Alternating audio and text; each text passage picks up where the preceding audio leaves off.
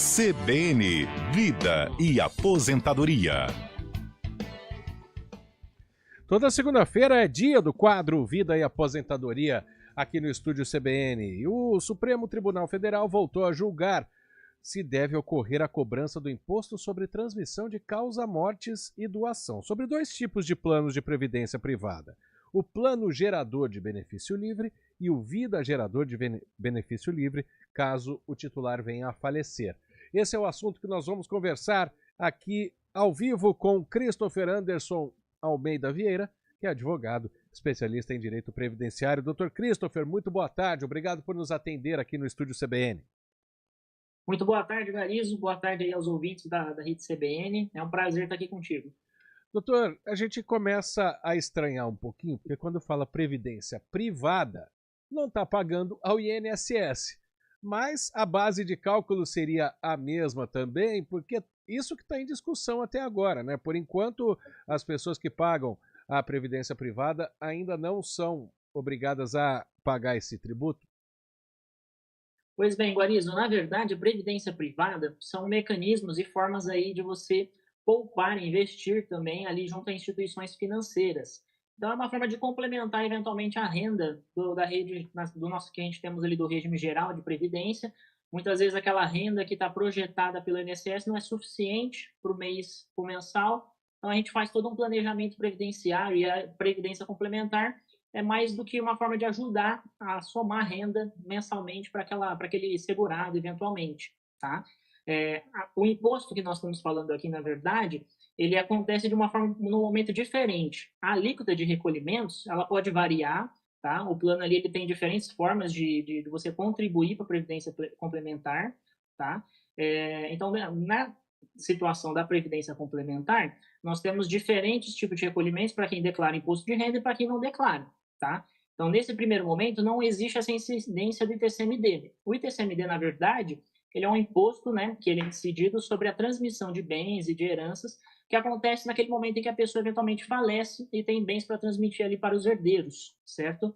Então, para aquelas pessoas que eventualmente contribuíram para a previdência complementar, havia-se uma discussão se deveria incidir ou não este imposto, justamente pelo fato de ter uma quantia de dinheiro que será transmitido para os seus herdeiros.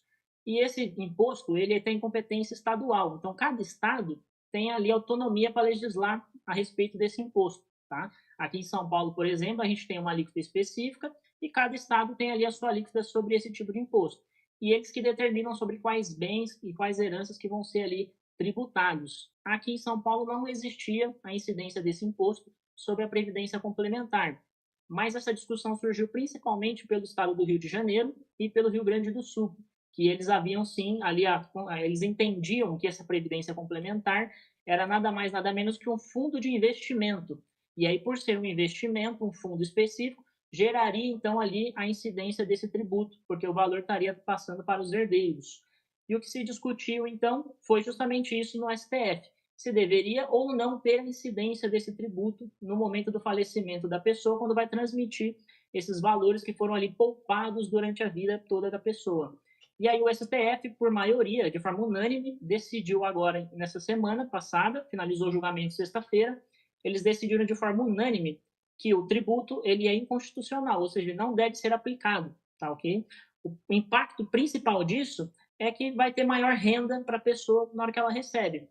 Diferente ali dos tributos, o plano de previdência complementar, você no momento em que contrata e que você investe ele, você já define naquele primeiro momento quem vão ser os beneficiários eventualmente em caso de falecimento.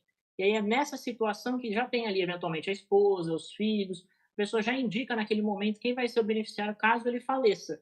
E no momento em que transmitia esse dinheiro, muitas vezes tinha um imposto do TCMD que diminuía isso. E aí ali naquele momento ali de dificuldade da família, de ter perdido um ente naquele momento, ela ainda teria ali mais um imposto do governo incidindo sobre toda aquela situação que já é triste e delicada, né? E fora o que, é claro que a gente nem quer fazer brincadeira com isso, mas fora o que uma família gasta quando alguém morre, né? Que Hoje em dia, Exatamente. enterrar uma pessoa, velar uma pessoa já tem gasto. Aí o governo vem para morder um pouquinho mais. Só que o que me chama a atenção nisso que o senhor está falando, doutor Christopher, é que se o imposto era estadual, né?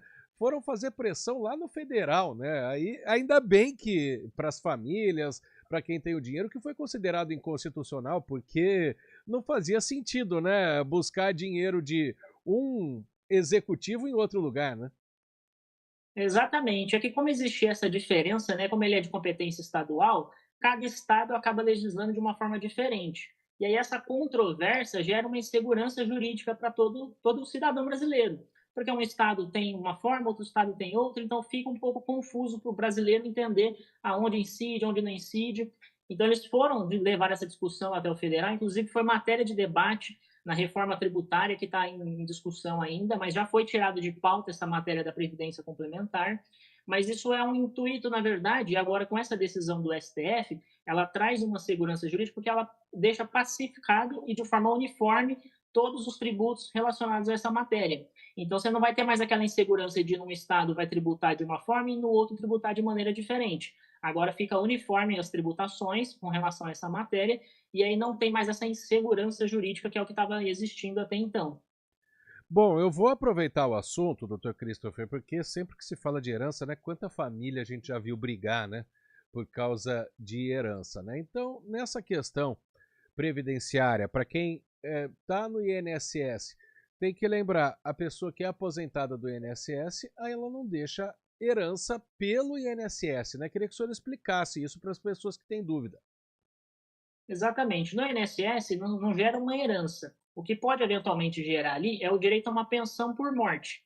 E que ela vai ter requisitos específicos para ser ali então concedidas no INSS. Tá ok? Então, geralmente, a viúva é habilitada diretamente a receber essa pensão por morte. Em alguns casos, nós temos ali os menores de 21 anos, eventualmente filhos incapazes, tá? Eles teriam ali direito a essa pensão por morte que corresponde a uma parcela daquele benefício que o segurado tinha enquanto ele recebia a nativa. Hoje a gente tem ali uma cota inicialmente de 60% do benefício, e aí para cada dependente é somado 10% a mais daquele valor para cada dependente. Perfeito. Estou vendo alguns números aqui, isso é de agosto, né? Ou seja, antes dessa votação, desse julgamento, que repito, né? Como o senhor trouxe a informação aqui para gente, reprovado por unanimidade, né? Todo o STF considerou inconstitucional, mas eu estou vendo uma votação que teve lá atrás de 303 votos a favor, texto base do projeto de lei da reforma tributária, que aí tinha essa questão da transmissão causa-mortes. Então, essa parte que foi votada no Congresso, ela foi acabada agora no Judiciário. Isso não tem chance de voltar, né? Não, ainda existe uma chance de voltar essa discussão. Na verdade, ela estava junto no texto inicial do projeto.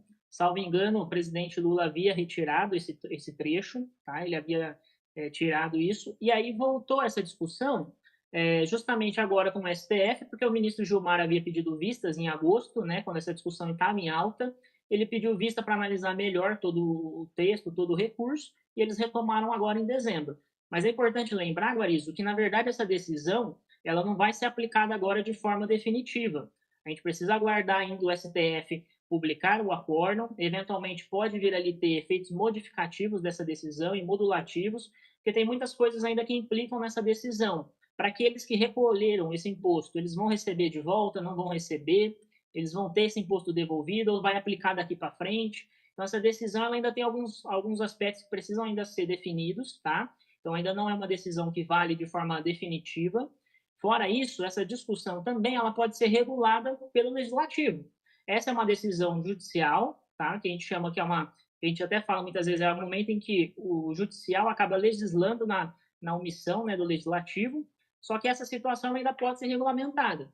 A gente está em pauta em bastante discussão com relação à reforma tributária, ela pode voltar à tona e modificar esse cenário. Porque aí uma das propostas, né, da reforma tributária é criar uma padronização de como vai ocorrer esse imposto do ITCMD. E aí eles padronizando isso, todos os estados acabam seguindo essa regra. Eles vão estar, de certa forma, tirando a competência estadual de cada estado e vão estar, pela União, legislando de forma padronizada como deve ocorrer esse imposto, esse tributo. Então, ela ainda pode ser modificada, pode ter alteração no cenário nacional, mas, por enquanto, nesses estados que entendiam que deveria incidir o imposto, não mais vai poder incidir assim que, de fato, finalizar esse julgamento no STF. A próxima pergunta que eu iria fazer, o senhor, em tese, já respondeu, mas para quem fica com dúvida, né? Quem já pagou esse imposto aí, né, sobre a herança, o imposto estadual, mas em cima da previdência privada, isso não tem um caso definido. Se entrar na justiça hoje, por exemplo, para tentar reaver esse valor, cada caso vai ser um caso, não tem uma decisão exatamente. Isso, num primeiro momento, o STF formou ali a maioria no entendimento de que não deve incidir. Agora, o que precisa ainda aguardar é justamente essa publicação do acórdão para a gente poder verificar se vai ter modulação de efeitos e o que isso vai causar de forma prática para aquelas pessoas que eventualmente tiveram um tributo descontado.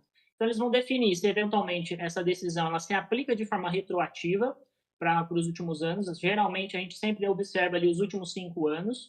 Então, pode ser retroativo, como eles podem modular a partir da decisão em diante, não vai mais incidir os tributos. Porque isso envolve muitas peculiaridades, né? Como envolve o dinheiro, vai para o dinheiro público, isso já deve ter se revertido em verbas para várias outras coisas. Então, isso ainda vai ser um motivo de discussão. E como a gente ainda não teve o julgamento definitivo, que a gente chama do trânsito em julgado do processo, precisamos aguardar esse termo do processo para justamente a gente ter ali um pouco mais de clareza de como vai ser essa questão dos valores eventualmente já descontados. E como estamos chegando no fim do ano, até chegar essa decisão vai demorar um pouquinho, que aí tem aquele recesso, né? Como é que funciona isso? Exatamente, nós estamos chegando aí próximo ao dia 20, comumente conhecido como recesso forense. Então, entendo que essa decisão ela só vai, de fato, se consolidar para o ano que vem. Isso, assim, pode até passar mais tempo. A gente tem outros temas também do STF que, apesar de julgados esse ano, só vão se resolver mais para frente. Então, ali a gente ainda tem hipóteses de recurso das partes que estão envolvidas ali naquele tema. Então, ainda tem muita coisa para acontecer, mas, num primeiro momento, o cenário é positivo e aí traz uma segurança muito bacana para todos os brasileiros que querem se planejar da melhor forma possível e aí ele poupar o seu dinheiro com segurança. É, ótima notícia isso, né? Porque a gente reclama tanto dos descontos, né? Em tudo que é olerite, imagina para quem está aposentado, então quem pode fazer uma previdência privada tem aí essa vantagem. Quero agradecer muito a participação do Dr. Christopher Anderson Almeida Vieira, advogado especialista em direito previdenciário, participando com a gente da coluna Vida e Aposentadoria desta segunda-feira. Muito obrigado, Dr. Christopher. Um abraço, boa tarde, boa semana. Muito obrigado, Garizo. Muito obrigado aos ouvintes da CBN. Estamos sempre à disposição. Um grande abraço. Um abraço. Agora 3h20, intervalo aqui no estúdio CBN. A gente já volta. Estúdio CBN.